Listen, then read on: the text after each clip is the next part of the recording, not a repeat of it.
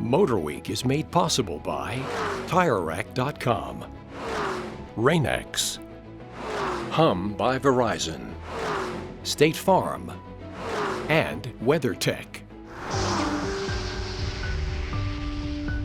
We passed the summer season quickly in our 2018 Subaru Crosstrek, and after 7 months total, we've put 12,000 miles on the odometer.